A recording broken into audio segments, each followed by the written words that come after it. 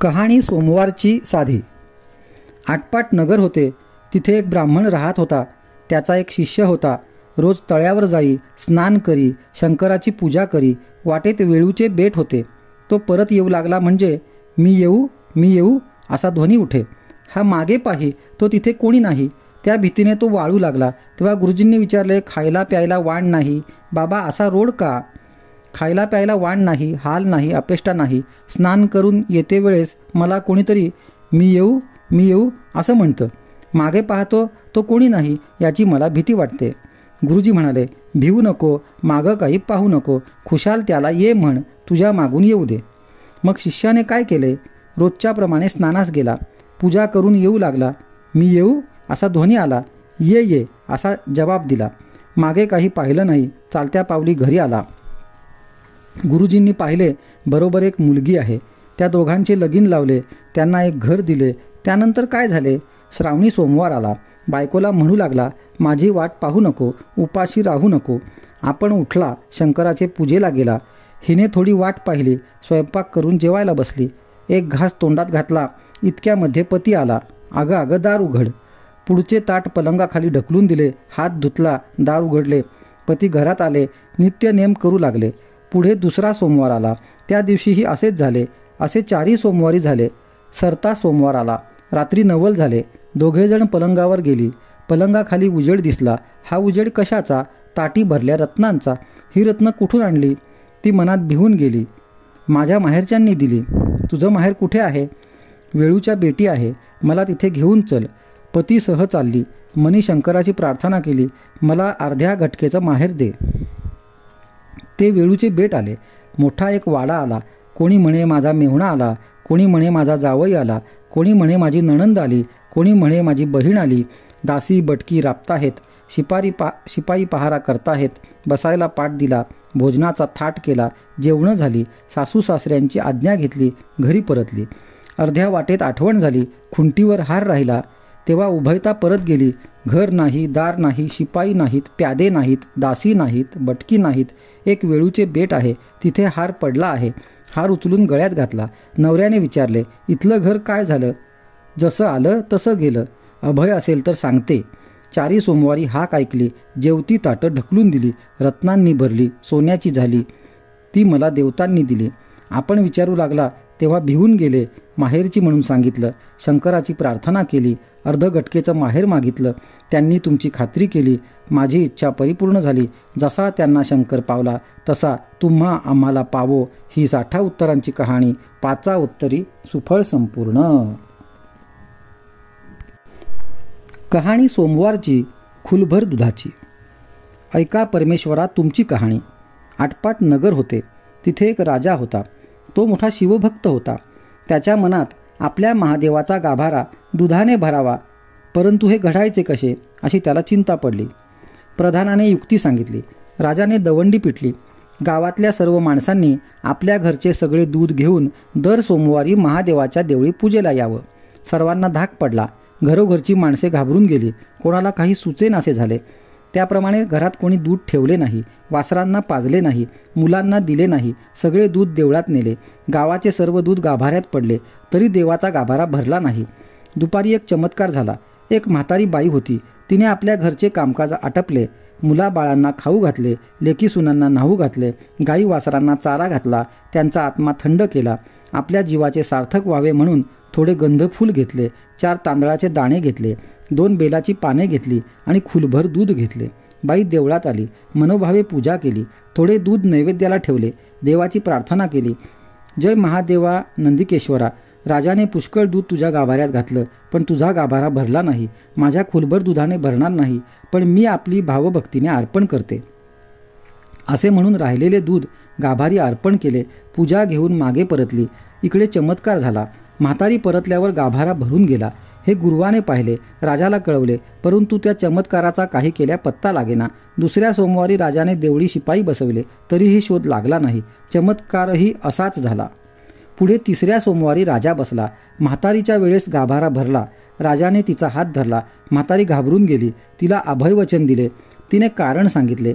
तुझ्या आज्ञेने काय झालं? वासरांचे, मुलांचे आत्मे तळतळले, मोठ्या माणसांचे हाय हाय माथी आले. हे देवाला आवडत नाही म्हणून गाभारा भरत नाही. याला युक्ती काय करावी? मुला वासरांना दूध पाजावं, घरोघरी सगळ्यांनी आनंद करावा, म्हणजे देवाचा गाभारा भरेल, देव संतुष्ट होईल.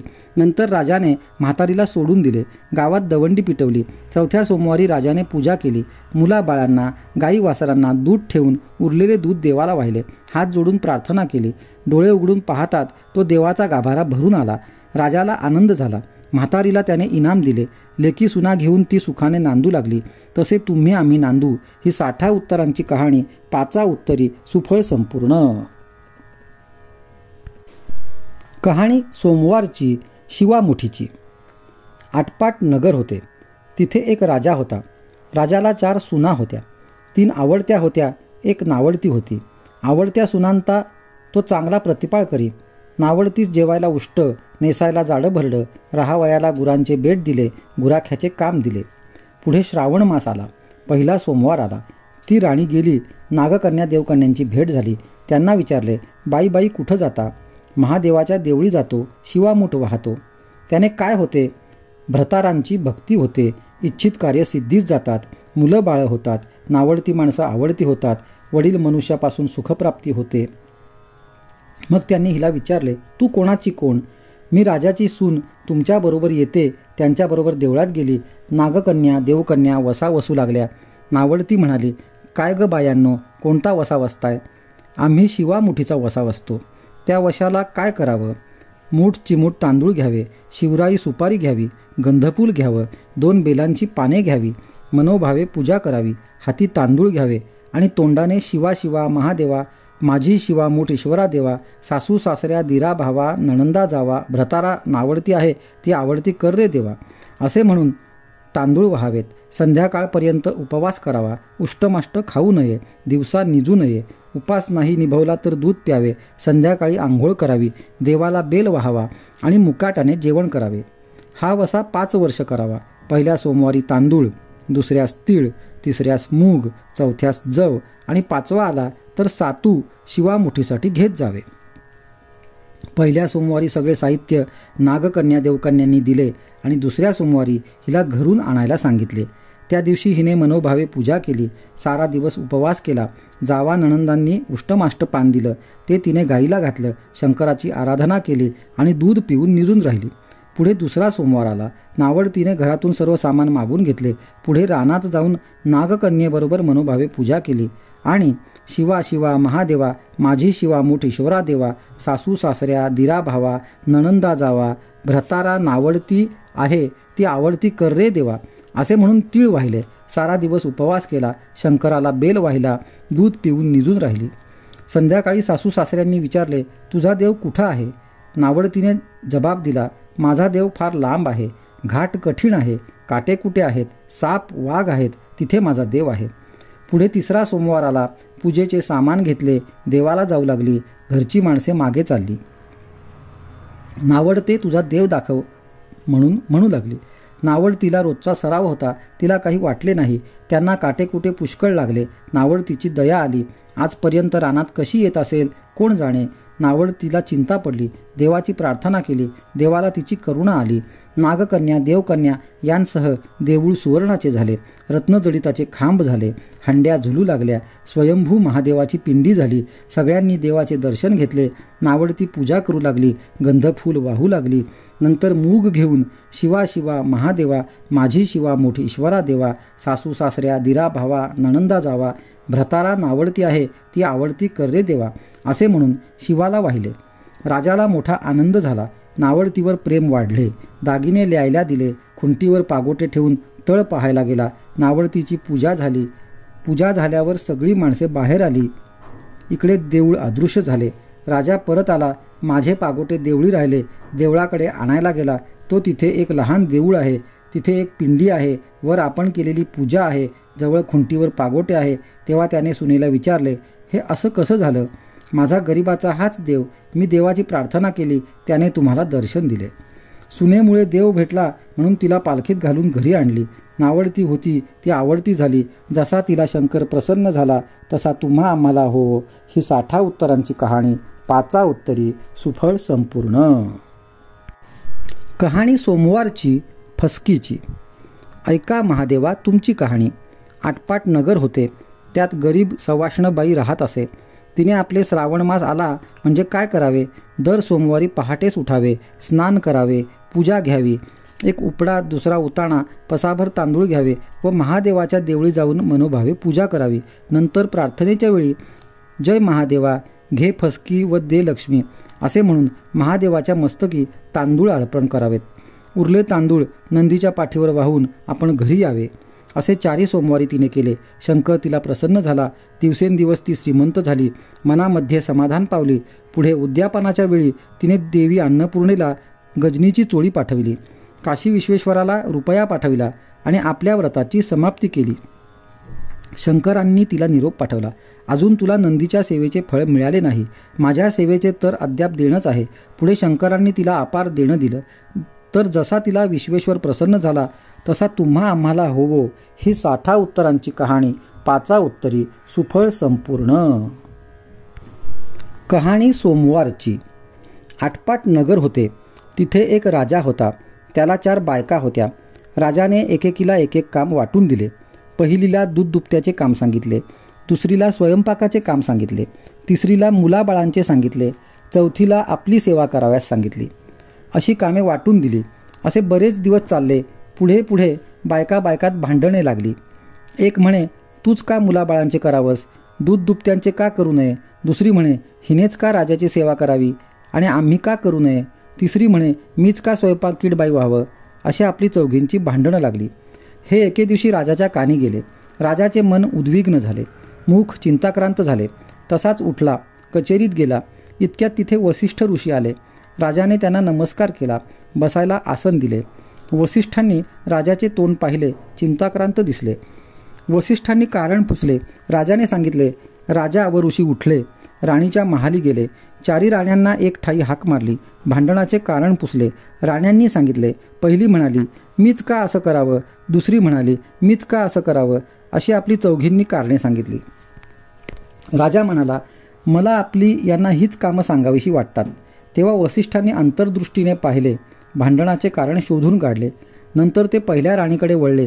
तिला म्हणाले अगं अगं तुला दूध दुभत्याचं काम सांगितलं आहे ना. ती म्हणाली हो. तर मग ऐक आता. तू आदल्या जन्मी गाय होतीस. रानात नेहमी चरत असे. तिथे जवळच एक शिवलिंग होते. भर 2 प्रहरी त्याचवर तू दुधाच्या धारा धरी, त्याचवर अभिषेक करी. त्यामुळे तुला हा जन्म आला. राजाची राणी झालीस, पण गेल्या जन्मीचे व्रत अपुरं राहिलं. ते पुरं व्हावं म्हणून शंकराने ही आज्ञा राजाला केली. त्याने ती तुला सांगितली. ती तू मान्य कर. नवराच मनी शंकर धर. जसं सांगेल तसं वाग, म्हणजे तुझे कल्याण होईल आणि शेवटी कैलासाला जाशील. असा ऋषींनी आशीर्वाद दिला. राणीने त्यांना नमस्कार केला. भांडण सोडून दिले. सुखासमाधानाने वागू लागली. पुढे काय झाले? ऋषी दुसऱ्या राणीकडे वळले. तिला विचारलं तू का ग भांडतेस. ती म्हणाली मीच का स्वयंपाकी व्हावं. याचं कारण मला सांगा. ऋषींनी अंतर्दृष्टीने पाहिले. कारण शोधून काढले. ते म्हणाले बाई बाई, आदल्या जन्मी तू एक गरीब ब्राह्मणाची बायको होतीस. कोरान्न मागत होतीस.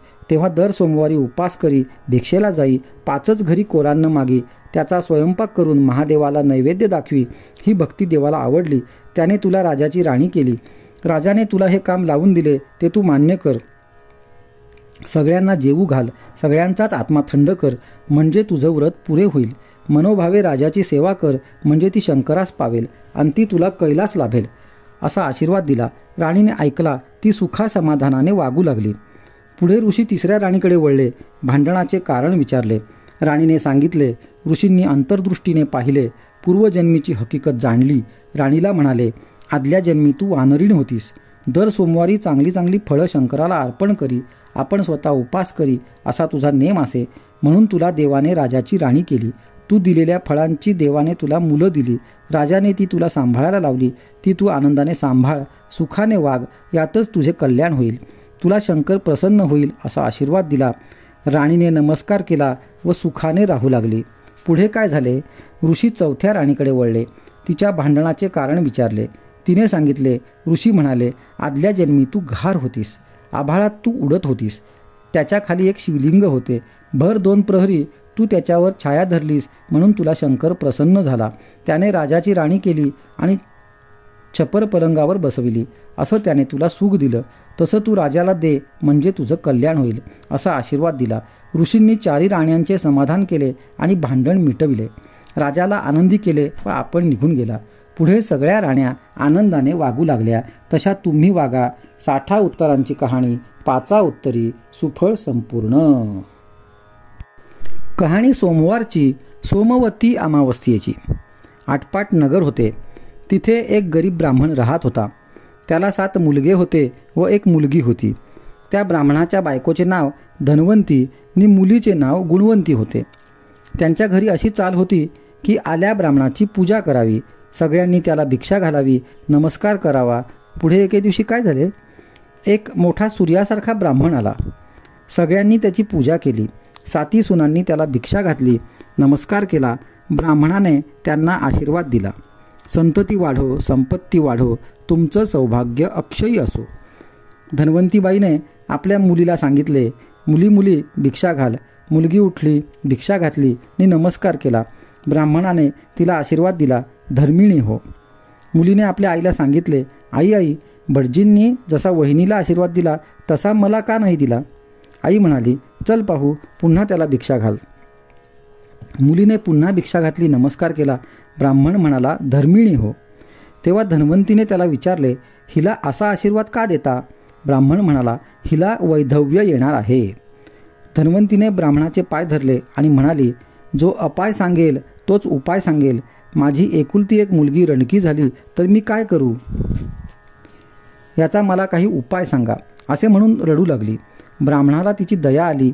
बाई बाई रडू नका, मी तुम्हाला एक उपाय सांगतो. 7 समुद्रापलीकडे एक बेट आहे. तिथे एक सोमा नावाची पर्टीण आहे.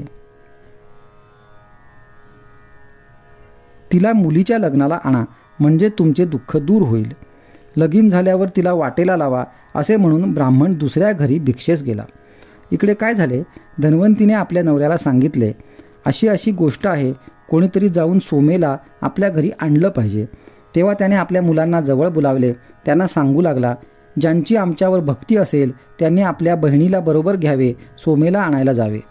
तेव्हा सगळे मुलगे आईला म्हणू लागले, तुझी सगळी माया मुलीवरती, आमच्यावर काही माया नाही. 7 समुद्रापलीकडे आम्ही काही जात नाही. हे ऐकून आईला रडू आले. बापाला वाईट वाटले. तो आपल्या बायकोला म्हणाला, तू काही भिवू नकोस. आपल्याला 7 मुलगे असून नसून सारखेच. तू आपली निपुत्रिकच आहेस असे समज. तू काही काळजी करू नकोस. मीच जातो आणि सोमेला घेऊन येतो. तेव्हा त्यातला धाकटा मुलगा होता. तो आपल्या बापाला म्हणाला, बाबा बाबा, आम्ही 7 जण असून तुम्ही आपल्याला निपुत्रिक असे का म्हणून घेता. मी ताईला बरोबर घेऊन जातो आणि सोमेला घेऊन येतो. पुढे आईबापांना नमस्कार केला आणि ती आपली बहिणी भावंडे निघाली. जाता जाता समुद्र आला. वाऱ्याचा सोसाटा चालू लागला. समुद्राच्या लाटा येऊ लागल्या. पलीकडे कसे जावे हे सुचेना. जवळ काही खायला नाही, प्यायला नाही. सारे त्रिभुवन दिसू लागले. परमेश्वराचे स्मरण केले. देवा देवा, आता तूच या संकटातून पार पाड, असा देवाचा धावा केला. तिथे एक वडाचे झाड होते. त्याच्या खाली तो जाऊन बसला. सगळा दिवस उपवास घडला. त्या झाडावर गिद्ध पक्ष्याचे घरटे होते. त्यात त्या पक्ष्यांची पिल्ले होती. संध्याकाळ झाली. गिद्ध पक्षी घरी आले. पिलांना चारा देऊ लागले. पिले काही चारा घेत ना. त्यांनी आपल्या आईबापांना सांगितले, आपल्या घरी 2 पाहुणे आले आहेत. झाडाखाली उपाशी आहेत. त्यांना टाकून आम्ही जेवणार नाही. गिद्ध पक्षी खाली आले. ब्राह्मणाला पुसू लागले, तू असा चिंतेत का पडला आहेस. तुझं काय असेल ते आम्हाला सांग. आम्ही ते सारं पार पाडू. तुझी चिंता दूर करू. उपाशी काही निजू नको. आम्ही तुला फळे देतो. ती थोडीशी तू खा, थोडीशी या मुलीला दे. ब्राह्मणाला आनंद झाला. देवाचे त्याने आभार मानले. गृध्र पक्ष्यांना आपला हेतू सांगितला. पर्टिणीच्या दारी नेऊन सोडतो. मग बहीण भावांनी फळे खाल्ली. रात्री आनंदाने झाडाखाली निजली. उजाडल्यावर पक्षी झाडाखाली आले. बहीण भावांना आपल्या पाठीवर बसवून सोमेच्या घरी नेऊन सोडले. पक्षी आपले चरायला गेले. पुढे बहीण भावंडांनी काय केले, रोज पहाटेस उठावे, सोमा पर्टिणीचे अंगण झाडावे, शेण घेऊन सारवून ठेवावे. असे करता करता वर्ष निघून गेले. एके दिवशी सोमेने आपल्या मुलांना व सुनांना विचारले, रोज सकाळी कोण उठतं, माझं अंगण कोण झाडतं, त्याच्यावर सारवण कोण घालतं. ही म्हणे मी नाही, ती म्हणे मी नाही. तेव्हा सोमेला आश्चर्य वाटले. काही केल्या पत्ता लागेना. मग दुसरे दिवशी जागत बसली. 3 प्रहर रात्र उलटून गेली. चौथ्या प्रहरी काय झाले? ब्राह्मणाची मुलगी अंगण झाडत आहे, तिचा भाऊ ते सारवत आहे असे पाहिले. सोमा परटीण पुढे आली. तिने विचारले, मुलांनो, तुम्ही कोण आहात? त्यांनी सांगितलं, आम्ही ब्राह्मणाची मुलं आहोत. सोमा म्हणाली, तुम्ही ब्राह्मण, मी परटीण, आमची नीच जात. तुम्ही आमचं अंगण का झाडता, का सारवता? आम्हाला पाप लागेल. ब्राह्मणाच्या हातून सेवा घ्यावी हा आमचा धर्म नाही, तेव्हा आमची सेवा का करता? तसे तिला ब्राह्मणाच्या मुलाने सांगितले, ही माझी बहीण आहे, हिचं लगीन करायचं आहे, तू लग्नाला यावंस अशी आमची इच्छा आहे. आई बापांची आज्ञा घेतली आणि तुला बोलावू आलो, तर तुला लग्नाला आलेच पाहिजे. तू नाही आलीस तर हिला लग्नात वैधव्य येईल असे एका ब्राह्मणाने सांगितले आहे. तू प्रसन्न होऊन यावंस म्हणून आम्ही तुझी सेवा करतो. मग सोमा म्हणाली, तुम्ही सेवा करू नका, मी तुमच्याबरोबर येते. ती घरात गेली. आपल्या सुनांना सांगितले, मी ब्राह्मणाबरोबर जाते. या मुलीचे लग्न झालं म्हणजे परत येईन. तोपर्यंत आपल्या घरात किंवा सोयऱ्या धायऱ्यात कोणी मेलं बिलं तर त्याचं दहन करू नका असे सांगून ती लगेच निघाली. ती समुद्राच्या किनाऱ्यावर आली. ब्राह्मणाच्या मुलाला आणि मुलीला समुद्राच्या पार केले. आपण आकाशात उड्डाण करून त्यांच्याजवळ आली. सोमेला घेऊन तो आपल्या घरी आला. सर्वांना आनंद झाला. धन्वंतीने परटिणीची पूजा केली. धाकटा भाऊ उज्जैनीस गेला. बहिणीजोगा नवरा पाहून आला. सुमुहूर्तावर लग्न लावले. वधूवरांवर अक्षता टाकल्या. तो एकाएकी काय झाले? नवऱ्या मुलाला मूर्छा आली. धाडकन भुईवर पडला. हालत नाही, बोलत नाही. सगळे लोक घाबरले. सोमेने जवळ येऊन पाहिले. मुली घाबरू नको म्हणून धीर दिला. मी तुला सोमवतीचे पुण्य देते, त्याने तुझा पती जिवंत होईल असे सांगितले. मग सोमा उठली. हाती उदक घेतले, संकल्प केला आणि आपले पुण्य गुणवंतीला दिले. तसा तिचा नवरा जिवंत झाला. सगळ्यांना आनंद झाला. पुढे लग्न झाल्यावर सोमा घरी यायला निघाली. इकडे सोमाच्या घरी काय झाले?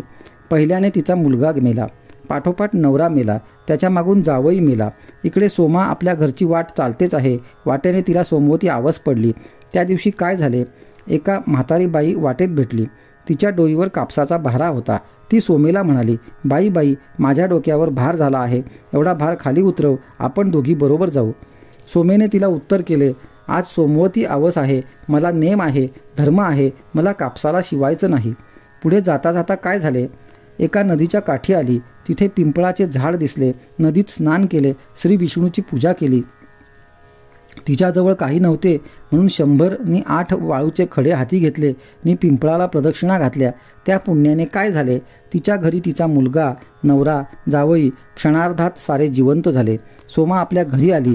सुनांनी तिला विचारले, सासूबाई, तुम्ही गेल्यावर घरातली सर्व माणसं मेली होती. ती आम्ही तशीच ठेवली होती आणि तुमची वाट पाहत बसलो होतो. तुम्ही यायच्या अगोदर ती जिवंत झाली. असा चमत्कार कशाने झाला? सोमा म्हणाली, मी आपलं सोमवतीचं पुण्य ब्राह्मणाच्या मुलीला दिले. तिचा नवरा जिवंत केला. माझ्याजवळचं पुण्य खपले म्हणून इकडे असे अशुभ झाले. वाटेत मला सोमवती आवस पडली. मी पुन्हा हे व्रत केले. कापसाला शिवले नाही, मुळ्याला शिवले नाही. श्री विष्णूची पूजा केली. पिंपळाला 108 प्रदक्षिणा घातल्या. त्या पुण्याने घरातली माणसं जिवंत झाली. तुम्हीही या व्रताचं आचरण करा, म्हणजे तुम्हाला वैधव्य प्राप्त होणार नाही, संपत्ती अक्षय राहील. तेव्हा सुनांनी विचारले, हे व्रत कसं करावं?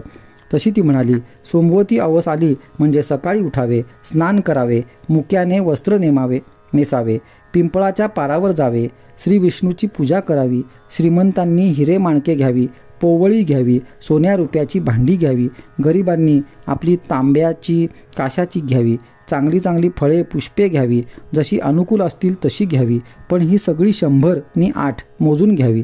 तितक्या प्रदक्षिणा घालाव्या आणि जे आपण घेतले असेल ते सारे ब्राह्मणाला द्यावे. सवाष्ण ब्राह्मणाला जेवू घालावे आणि आपण मुक्याने जेवावे. असे व्रत जी करील तिला वैधव्य प्राप्त होणार नाही, इच्छित फळ प्राप्त होईल, संपत्ती वाढेल. ही 60 उत्तरांची कहाणी 5 उत्तरी सुफळ संपूर्ण.